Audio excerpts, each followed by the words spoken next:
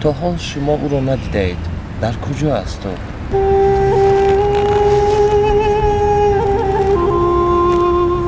نمیدونم. گفتن سوار کردگی رفتگی. ما را از همدیگر جدا نکنید. ما همین دوشنبه ده بود مرا نمیموندم ببینم شهر مایکی کی جا نمیموند شما را؟ مادرم دارم. رفتم که ایده افتسن که اگه نبرامدم لباس پوشاندن رقصه کردم. خونه شونده هیچی نبود. شرکت ساق سودا پیشنهاد میکند برای برآوردن ریش موی سر و نیز کردن کرم، درد معده، بیزوریاتی، داغ‌های سفید پوست و خوبتر کردن بینایی کمک میکند. اگر شما خراب هستید و میخواهید فربه شوید، پس از داروهای پروتئین B12 و گنرهای ساق سودا استفاده برید. داروهای الهدایه به نمود کپسول و روغنی که حتی حبیب نورمگомедов توصیه میدهد به شما پیشنهاد میکنیم. دستافکا به همه شهرهای روسیه، مسکو و سن پتربورگ آفیس‌های کلان این شرکت قرار دارد. رقم‌ها برای تماس در روی اکران‌های شما. اگر از نام کانال کران فیلم گپ زنید، تخفیف الهه کرده می شود. سلام تماشابینان عزیز. برنامه نوبتی تقدیر است چون هر وقت از شبکه اجتماعی کران فیلم منظور شما. در برنامه نوبتی ما اشتراک دارد یک بانوی بسیار هم زیبا با نام نیلوفر جان که بسیار دل دردمند دارد، سرگذشت تلخ دارد. بیایید با هم این سرگذشت را میشنویم. نیلوفر جان، قبلا خوش آمدی به برنامه ما. رحم خوش باشم. نیلوفر جان، این چی سرگذشت است که نامش را تلخ گذاشتی؟ سرگذشت ایده تلخ نمیشود. من خورد بودم، پدر و مادرم از هم دیگر جدا شدن. مادرم ما رو پرتافت و رفت. ما با پدرم بودیم. پدر شما به چی کار مشغول است نیلوفر جان؟ این خواهش میکنم حال آبی دیدن نریزانید. این حال نمیدونم به چی کار مشغول است. و وقتی پیش بوغالتر بودن چی بودن در کدام فیرمه. پدرم در کار بود، مایندرم ما را میزد. برای اینمی یک کار را میتونستم. من مایده بودم، کودک بودم، عقل نداشتم. هم کار را بکن میگم نمیتونستم، برای اوای میزد ما. نیلوفر جان، یک گپی دیگر شنیدیم که گویا شما رو تنه لیش در زمستان از خانه پیش کردم. زمستان بود، خواهرم مای مکتب میاد، زانتیک شکدام معلم شکسته. در کلای من میزنم، میگه که نیلو شکسته شد. میدونه که من گناه را به کلا میگیرم. مایندرم به همون زانتیک میزنه، قرتق با من جفت در دیوال تلاش میکنه، میگیره ایل قطعی لباس مایدر بیرون میکنم. یعنی هنگام زمستان بود، ساعت 8 زمستان تیز شب میشه. ساعت 8 شب بود، ما را خونه اصر کرد. برآمدم رفتم پرگل که من نمیدونستم اینجا میاره ای راست گرفتم به همون را رفتم. بعدم خیلی یک پروکرور نسبش میدونم که صوفی زاده بود به فکرم. مرا را گرفت و گفت تو در اینجا چی میکنی در نیست پیشا؟ گفتم مرا خیلی در خونه مایندرم عذاب میتیه، شکنجه های وای دل ما گرفته. گفتم ای خونه اینه در زمستان سر کده اینا. مرا گرفت و ما شب تا سهر در همو عدل در کابینت خواب کردم. سهر گرفت خانه بردم. پدر ما گفت که تو کجا را نگاه میکنی که این دختری تو در اینجا میگرده، تو چی بیرون نمیکنی؟ پدر ما گرفتن حقوق پدری محروم کردن. مرا گرفتن به نزد رئیس کمیته کارگزاران و عالی نزد حکومت جمهوری تاجیکستان قاسم زاده دیگولی تقا بردن. مرا بعد به چراغ هدایت روان کردن. در اونجا خوابگاه چراغ هدایت برای دختران یتیم یا کل یتیم و نیم یتیم بود. در اونجا خواب میکردم و مکتب 50 میخوندم. مکتب خیلی بسر بغم بود کردم. داخل شدم لیسه خدمت و توریسم. بعد بسیار اوچه ما یاد میکردم. میفوردم که اوچه داشته گوشت. همین خیلی وقتی مرا میگیرن همین پرده چه سرگذشت تاخیر نفر در یوتیوب میپرتوین رقم های همون کارخانه همون پایانش در ایستگی با اوچه هم زنگ میزنن در همون نامرای دمشنی همون کارخانه. مرا میگه ما اوچه نیلویم، نیلوفر قطعی گپ زنم. من میرم قطعی گپ میزنم. خیلی میگه که آلی ما سهر پشت میام. سهر خواب نمی بود. سهر تا سهر در پشت ریزه می استادم که کوچه ما بیاید خیلی باشه اوچه ما.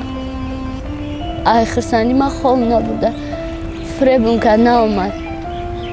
باز زنگ زدم گفتم چیدن آمدی؟ کار داشتم پگر میام بچم. پگرم همی خجالت کردم نآمد. نوروز بود. بعد اوچم زنگ زدم گفتم خودش حالی در خونه توقع زیق شدگه قچقه گپ زدم.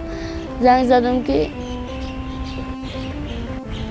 گفت که ما قطعی کودکام در پارکم خونه برم زنگ میزنم. گفت تلفن نکش. با عبرت نزنگ زدم گفتم التماس دیگه دینو میره زنگ نزن.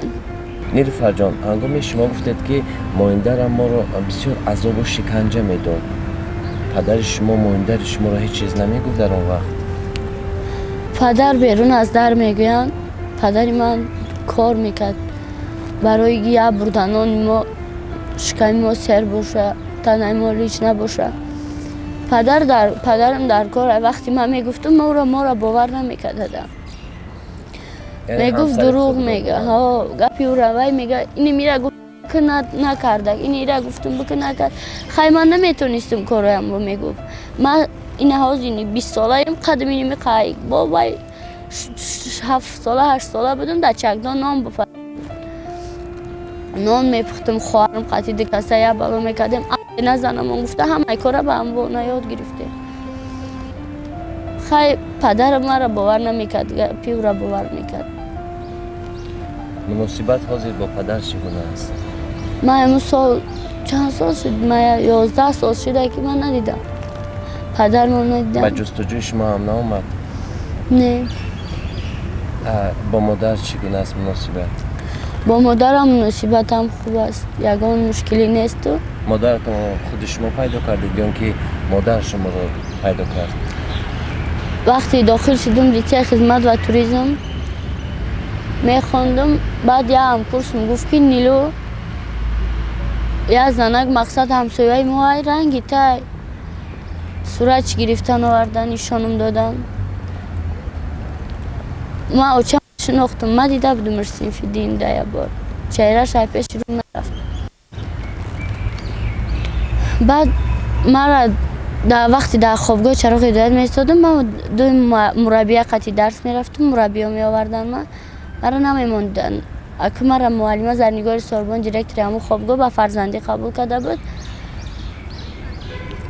گفت که اوچه نمیگوی پدر و مادر تا در کار وقتی که تو وادا در کار نیستی تو کاری که وات را بکوام با تو نکو. گفت تو بخوان صاحب وظیفه شد صاحب خانه و در شد و پدر و مادر و امی کابینتی تر در تمیان میزنن. نیکی میستاد و موقع همه میرفتن روزای خدمت میشید خانه خودش میروید خانه اوتش میروید خانه اوچش میره. من خودم توقع میموندم هم خوب گوده بزیق میشدم موقع بخ همسیم هم کورسام پول پرتافتن راه پولی دادن گفتم بنا یه یابان گریز رو ای مربی ها ما فریب کردم که بالا در مجلس خیرات تون داره. مربی ها بالا رفتن من گرختم نیافتم راه یابانه. من را گشتم نمیدونستم که با امو خوابگاه چراغ هدایت بردن من یافتن من بردن من با من معلمه زرنگار سارمان گفت چی ده مقصد رفتی گرختی اینجا؟ گفتم معلمه مرا میفوره اوچه داشته باش مرا میفوره پیش اوچه هم ده باش. خیلی گفت که اگر اوچه تاوی برکنی من خارجت میکنم مالیته.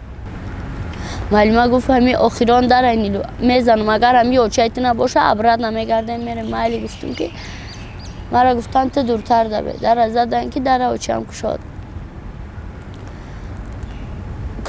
داره از هم گفت معلمه زرنگار ساربان با اوچه هم گفت که با نیلوفر گفتنی دختر داشتن. گفت با فکرم دختر کلانی نیلوفر نام داره. خیلی نام شما رو مادرتون نمیدونست که گفت که با فکرم؟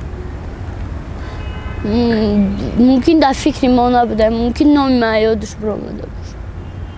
گفت با فکرم دختر کلانی نیلوفر نام داره. در آن همین وقت چگونه شما رو حسیات فرا گرفت؟ من رفتم مچان کردم اوچه من گریه کردم و مرا خیلی دوست داری نکرد.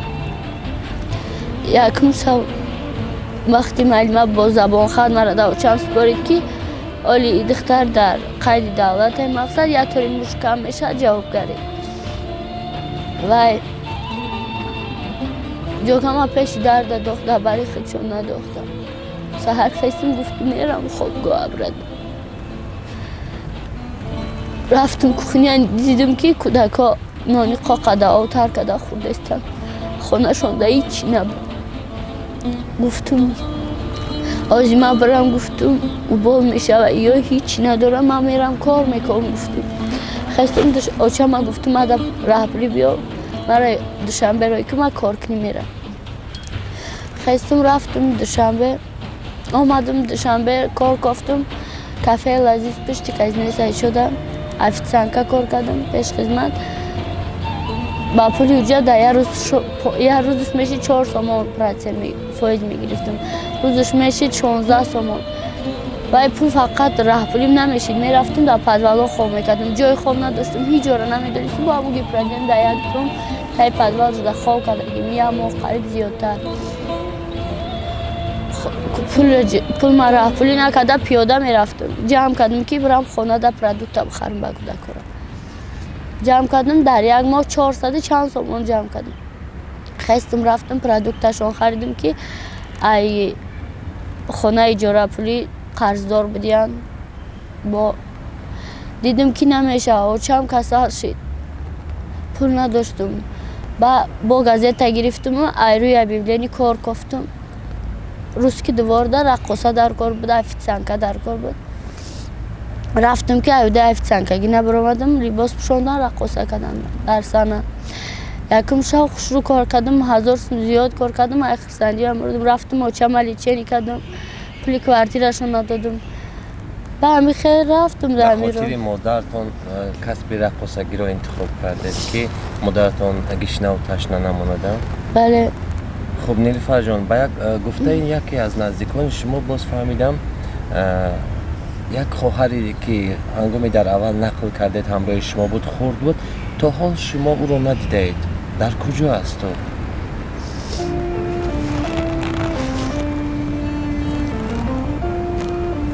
نمیدونم گفتن سوار کردگی رفتگی در دست پدرتون بزرگ شده و نمیتوانی جستجویش کنی خانه شوهرش روی و شوهرش بگویی که من اپاش میشم ما رو از هم دیگر جدا نکنه من همین دوشنبه ده بود من را نمیموندم ببینیم شاید من کی جا نمیموند شما رو؟ مادرم دارم یعنی انا همون مهمده رفتم نرا پیش یپد میگفت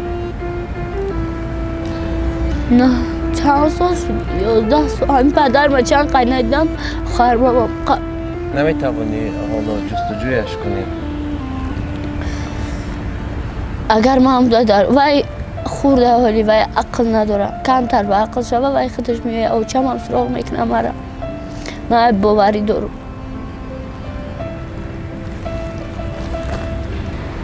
تماشاگران عزیز در حقیقت سرگذشت نیلوفر جان و گفت خود تلخ است و امروزها با پدران و مادرانی که فرزندان خود را بزرگ میکنند به قدرشان نمیرسند و آنها را به قول میگویند که سری راه میکنند از همه شما احترامانه خواهش میکنم پدران بزرگ مادران غمخوار فرزندان خود را خوب به وای رسانید دوست دارید احترام کنید نیلوفر جان در آخر باز یگان گفتنی هایی داری ما همین گفتنی دارم که ای همین پدر و مادرها خواهش میکنم که فرزنداشون در نیمرای زندگی نپرتاین سلامت باشین نیلوفر جان ما نیز تمنا میکنیم از خداوند بزرگ دست به دعا میبرداریم که به کارهای شما موفقیت بردباری تمنا داریم تماشاگران عزیز این بود سرگذشت تلخ نیلوفر جان رحیم‌آور اگر شما نیز میخواهید درد دلتان را در برنامه ما آمده اظهار کنید پس رقم های تلفن من در اکران شما یا سامانه اینستاگرام من اهلیدین فیض‌الدین SMS ارسال نمایید تا برنامه های دیگر سربلند و پیروز باشید